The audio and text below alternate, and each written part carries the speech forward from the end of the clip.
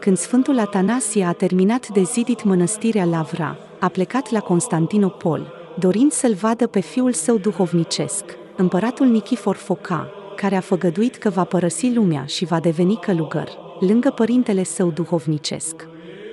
El trimisese deja mult aur Sfântului Atanasie pentru zidirea mănăstirii. Când împăratul a auzit de sosirea lui, nu și-a putut stăpâni bucuria.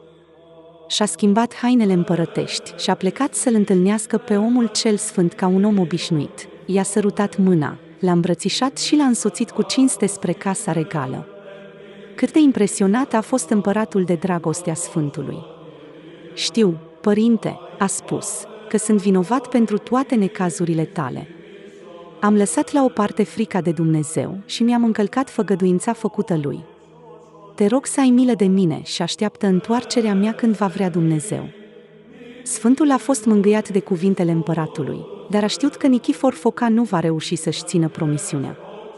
În fața unei astfel de pocăințe, una care arată cât de cât dragoste, Sfântul l-a iertat pe împărat și l-a sfătuit să-și trăiască viața simplu, în umilință, pocăindu-se în fiecare zi și cerând îndurarea lui Dumnezeu pentru păcatele făcute.